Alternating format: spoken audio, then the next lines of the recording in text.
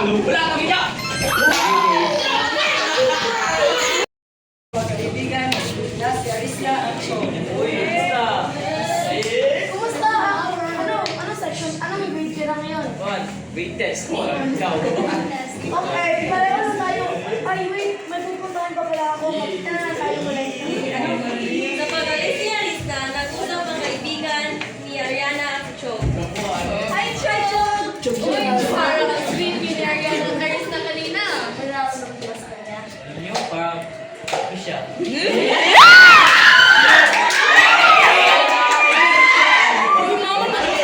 Umamin din ako. Ito na lang. Kayo na lang magsabi sa kanya. Diba? Ni Torpit. Kausap ulit po. Alam mo ba? Kaibigan ni Chong at si Arisla. May alam mo ba? Gusto ka ni Chog? Totoo ba? Nahihirapan ako. Mahal ko pa kasi si Chog eh. Hindi naman sa hindi ko mahal si Chog. Imuulo po. Imuulo.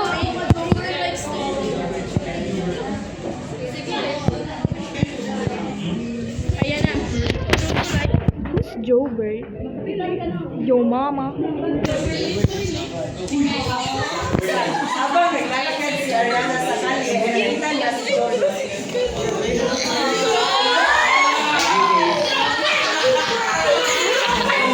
Oo, si Ariana. Sa kanya mga kaibigan ang kumigil ng payo.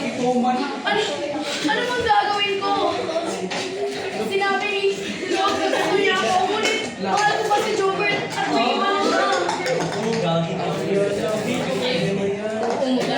Alam mo, Arisna, piliin mo yung mahal ka at yung hindi ka papabuyaan.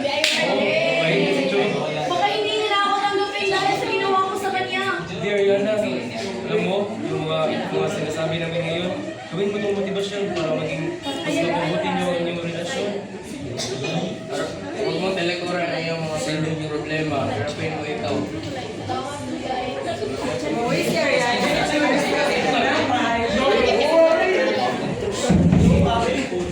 si Arista ay nasa bahay, siya ay nag-sleep ng malalim. Ano bang gagawin ko? Kailangan kong harapin ang problema ito. Pero paano? Ano ang gagawin ko? Tama, kailangan ay magkita. Tinawagan ni Arisla si Chong upang magkita at mag-usap. Chog, patawarin mo ako sa aking ginawa. Hindi ko naman sinasadya kung kami masaktan. Gusto ko lang para sa akin, pinapahit. Alam mo, hindi gusto pilitin ka, kapalit mo ako. Hindi mo sinasabi pinipilit mo ako. Gusto ko lang humingi ng tawad sa nagawa ko. Gusto ko humiyaan mo ako na mahalin kita. Pwede ba tayo magkaibigan na lang?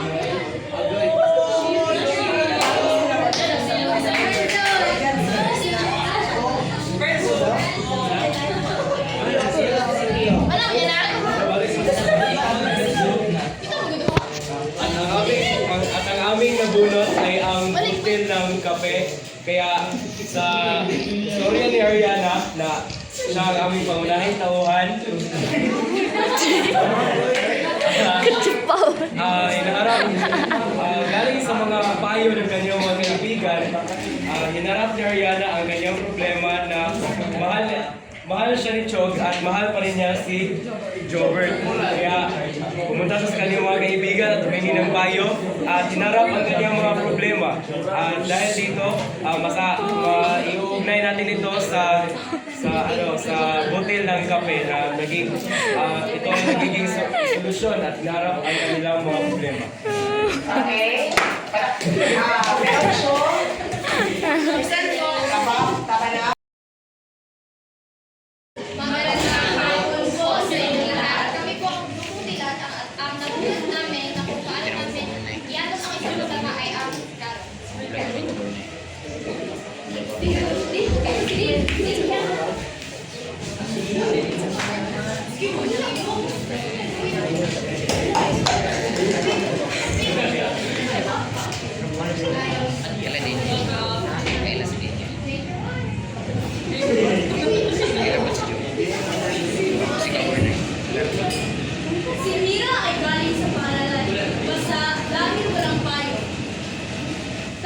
siyang pumasok sa kanilang bahay. Pagbukas ng pinto, bumungad agad ang nanay at tatay niyang galit na galit sa isa't isa. Ano pera? Sa may bagong pizza. Meron ka ba pera? Bakit binigyan mo ba ako ng pera? Ano yung pinabayad mo sa kuryente at tubig? Wala ako ba kayo nag-rente? Gulat! Piso na piso!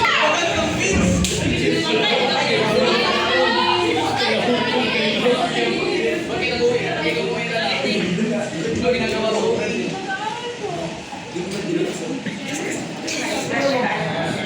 Meron ka ba pera?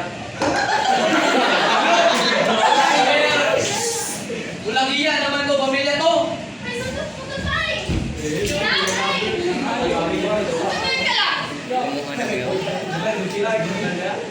Ano naman ang bag mo? Ba't bagsak na naman to? Bagsak yung isa! Bagsak lahat! Manahimik ka lang!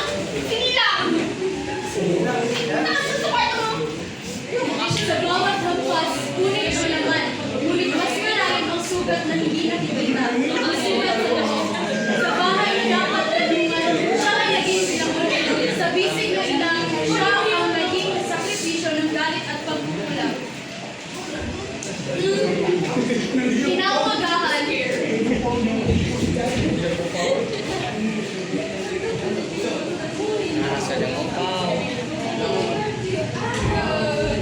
sa inyo lahat. Kayo po na isang kapat na kape.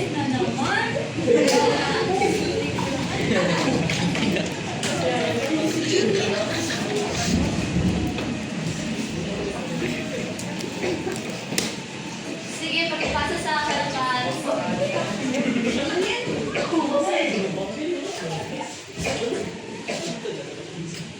Sige, pwede naman magsulat. Kung na nagsulat ang pangalan. Hindi, Camila. Dito ka muna.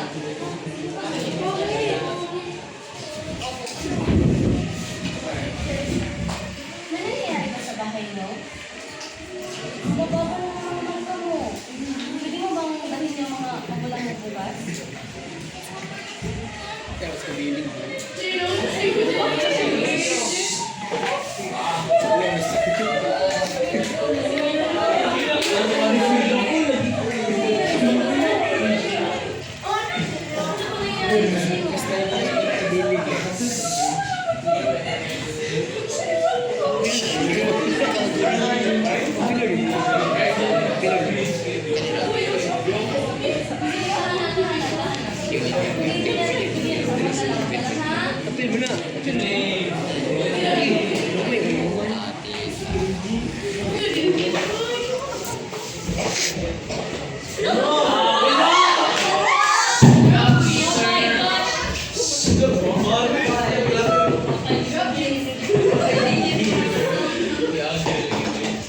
hapon lahat.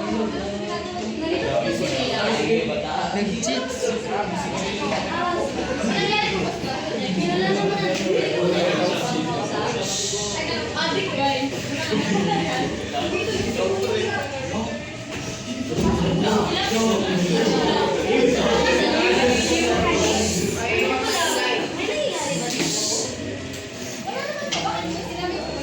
Wala naman na kita ko na sinabi ko mababa na yung mga kami niya. Alam ko lang kung ano yung nangyari niya. Ay, may bisita mo po kami. Pwede na po kayo umalis. May bisita. Ano yan? Mira, ay, wala na, may bisita na.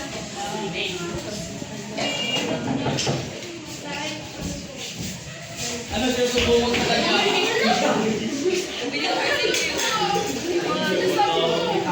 Yun siya sinasabi niya. Bakit mo tinuguro ko dito kanina? Utak ba? Wala ka bang utak? Baka nakakalawa, wala ka bang utak? Hindi ko alam ko lang kanina ako manuhay. Bakit ka sumasagot sa akin? Alam mo lang yung buhay ang narinig ko sa'yo!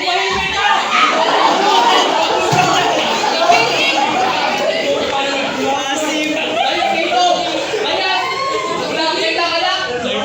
Ay, ang damo!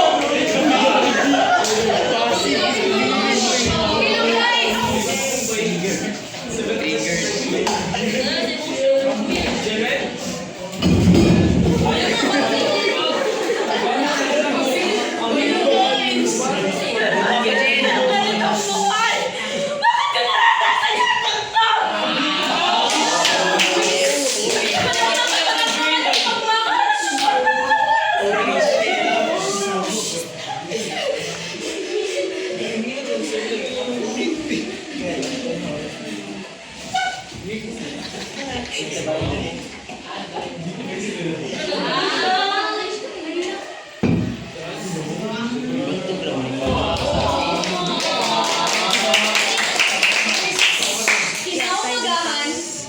Mira, bumangon ka na dyan. Gising ka na!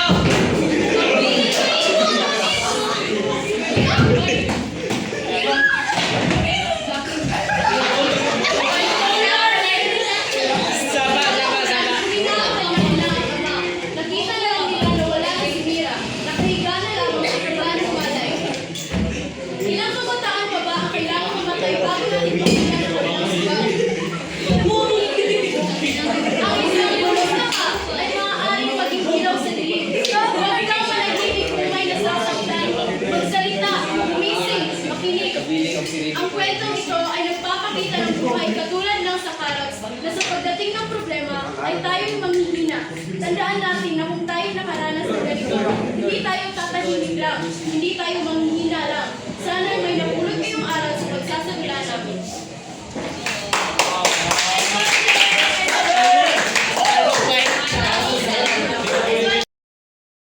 Hapon po sa inyong lahat. Kami po ang buhay at ito po ang aming mensahe ng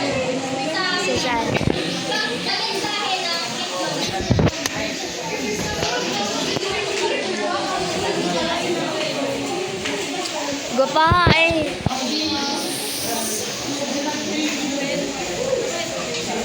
Gumay na lang. Training pa niya.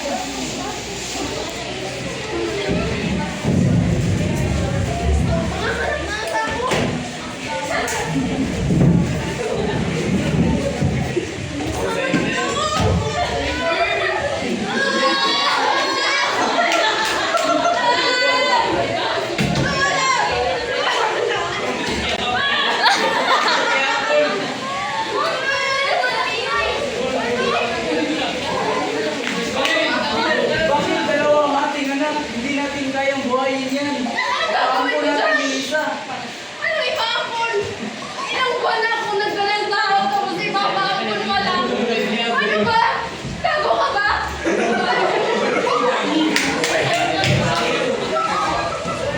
pagkalitan ng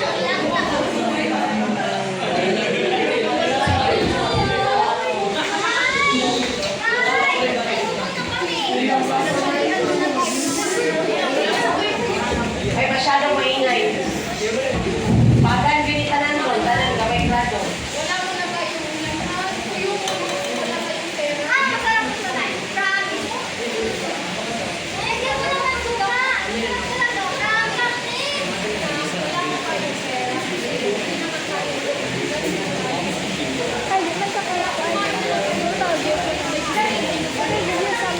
Ka ng tarungan.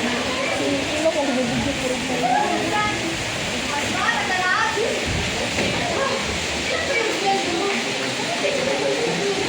Hirap na hirap na ako magtrabaho. Sinabi ko naman sa iyo na hindi natin kayang buhayin yung dalawa at paano ng isa. Alam mo naman ipapaapon ko yung isa, di ba? Alam ko nga yan. Alam ko nga yan. Yung isang paapon mo. Yan na yung yun. Hindi ko sila kayang gustuhan. Kasi puro kainan na sino. Ayun ka!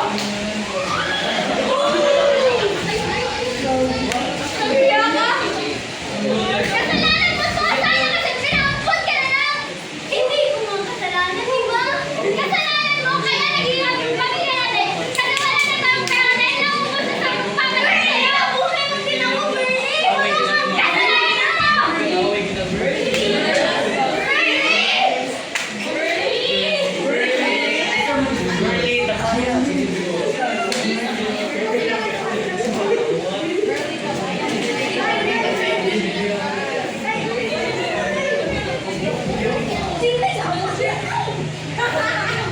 Dinay!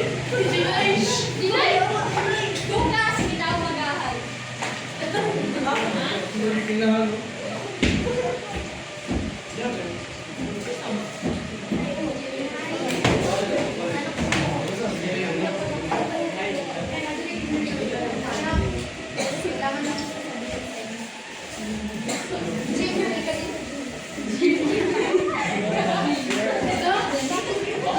Saman kasi namin ng ano mo.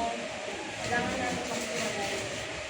Wala Shy. Excuse daw, Shy. Sorry.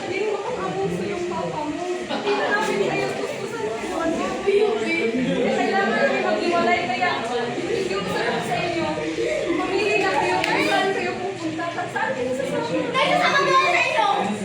Paano ka naman na lang? Ako na lang po magpapakita sa inyo. Please! Ayoko sumama sa'yo! Sige na!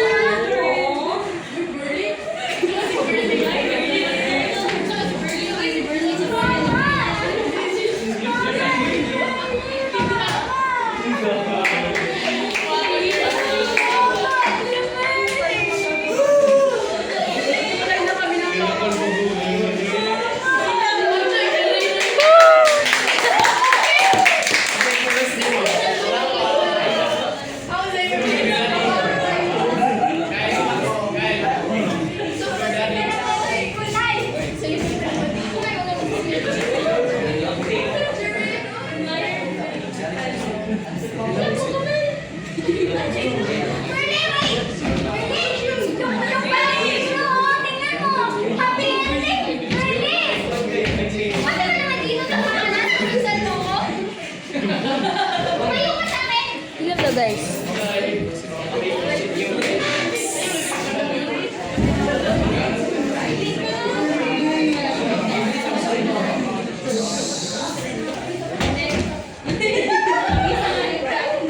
Interesting ang dilat na likod.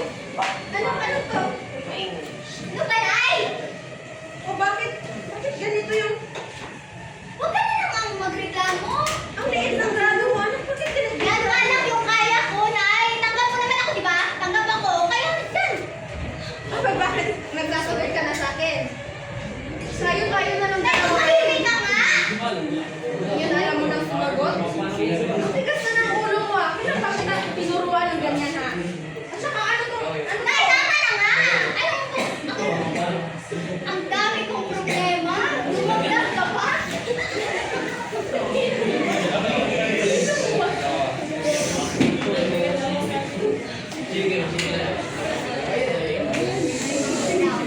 Pagsapit ng gabi.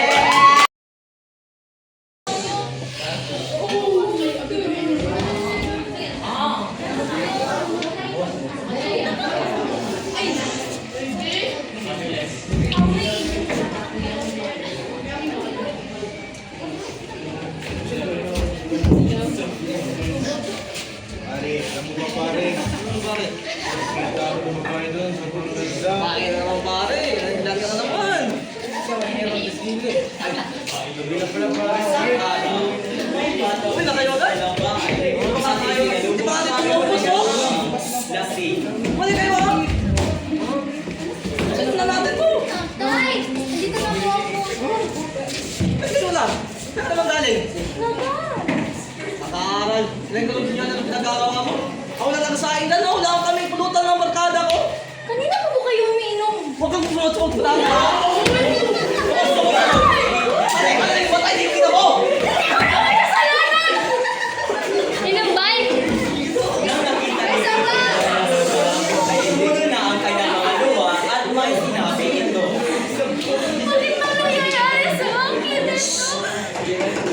Hindi ko naman kasalanan na pinahanak ako! Hindi ko naman kasalanan na namatay ang ina ko!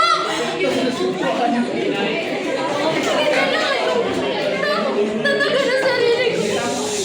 Pumapakalayo sa demonyong buhay na to. Lumipas ang mga araw ay nag-aral ng mabuti si Kinte.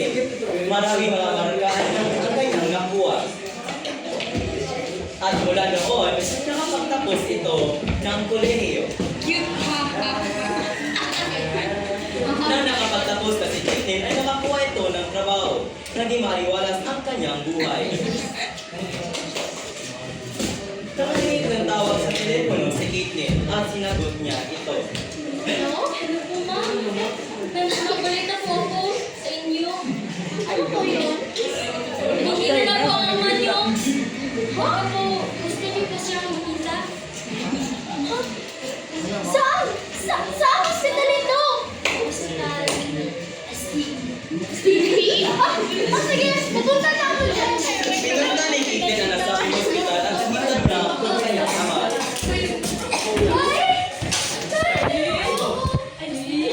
Uy, Papa. Gumawa siya at pagkatapos doon, inaalagaan niya ang kanyang ama. Lord, magaling!